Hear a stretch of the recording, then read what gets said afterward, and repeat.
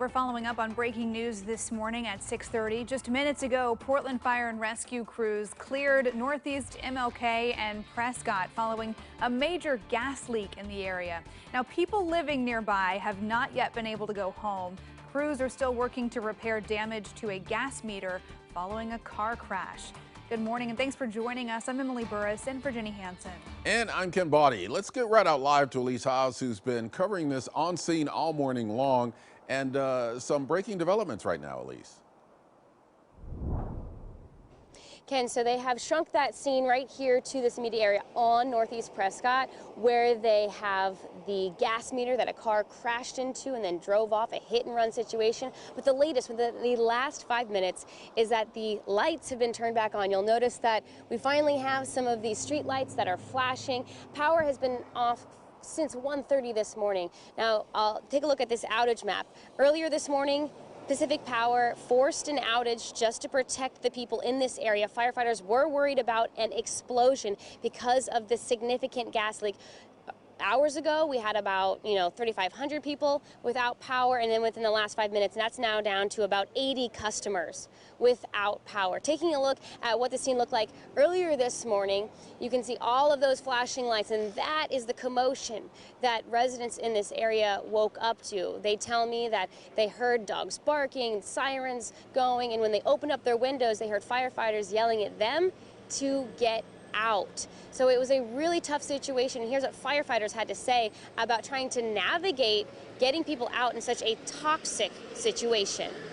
We are fully geared in all our personal protection equipment. Our concern is for the occupants who don't have that ability, and to make sure that they have safe respiration, that they're able to evacuate out of any kind of fire or explosion zone.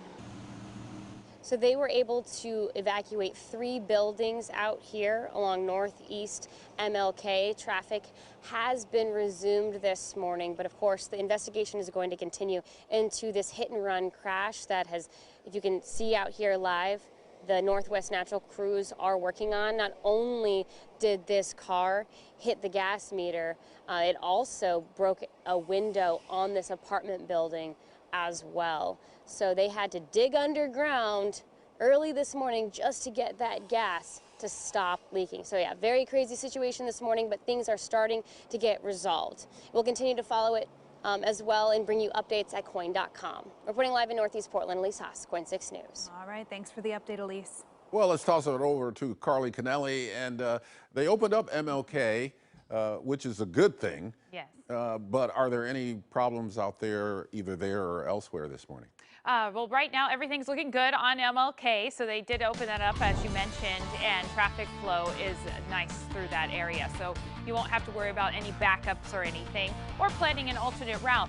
And right now we don't have any other traffic alerts. I'm keeping an eye out for when those slowdowns happen due to rush hour, so right now everything's up to speed. I-84 at 82nd here looks nice.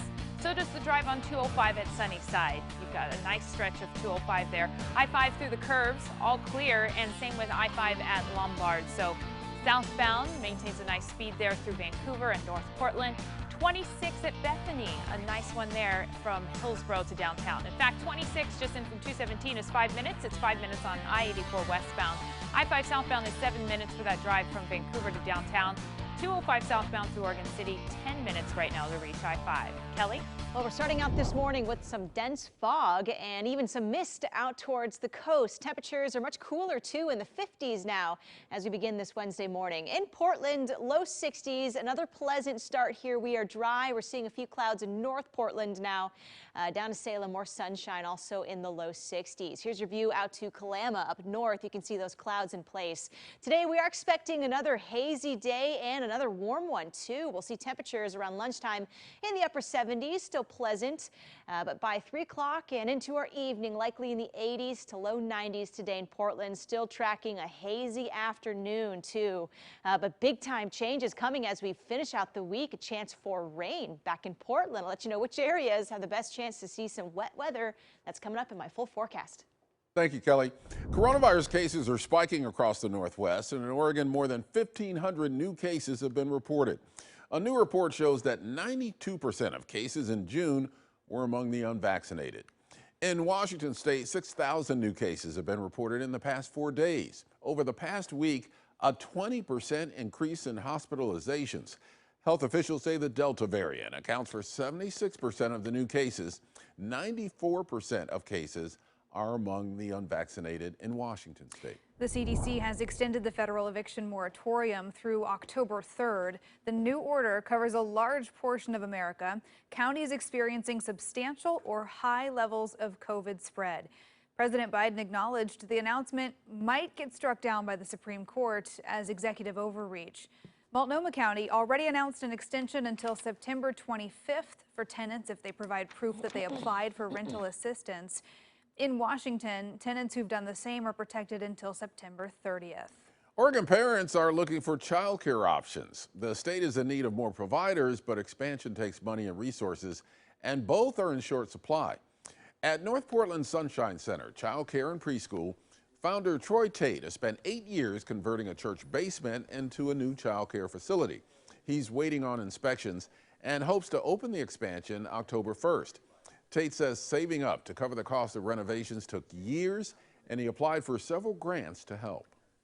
The financial barriers are probably the most difficult barriers to overcome because childcare facilities, like unless you're a large commercial space, you're probably not going to qualify for a loan. Due to federal requirements, COVID-19 relief funds issued for childcare during the pandemic cannot be used for capital investments. Coin6 spoke with 2 other child care providers in the same situation, and to read more about what they had to say, head to coin.com. It is 6:37. Still ahead this morning, Cor Harlan joins us live from the Oregon coast. He'll show us how a centennial celebration is recognizing local artists.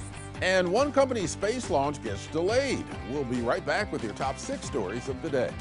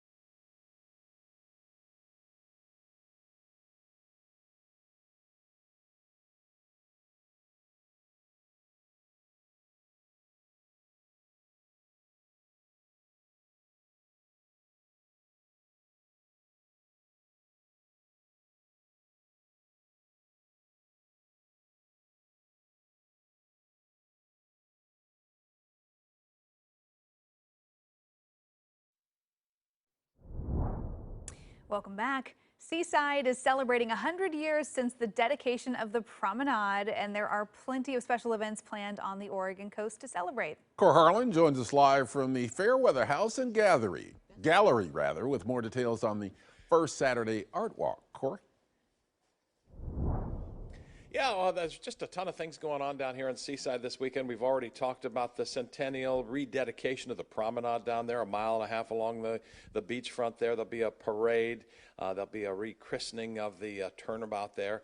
Another thing we want to talk a little bit about is the art walk and some of the things that have been sort of devoted to paying some attention to the promenade here. These are 3 pieces of quilted art that will be raffled off on Sunday depicting different eras of life along the promenade from 1921 to 1954 on the left there with the big cars, the flapper skirts and all the rest of that. Another era here, 1987 to 2001, a more modern era. And this is what Denise, the lady that owns the gallery here, refers to as kind of the hippie era here from 1954 to 1987 here. All right, Denise, her last name is Fairweather. That's the name of the gallery, the Fairweather Gallery. Yeah. How you doing this morning? I'm well, thank you. I walked in here this morning, and the first thing that struck me is how bright and how beautiful the colors, the vibrant colors are around here. Well, that's all created by the artists from the region for us. Let's talk a little bit about the Art Walk because it happens on the first Saturday of every month, and it has this entire month. Tell me a little bit about it. Started in 2005 to show original art and to give the community the access to artists.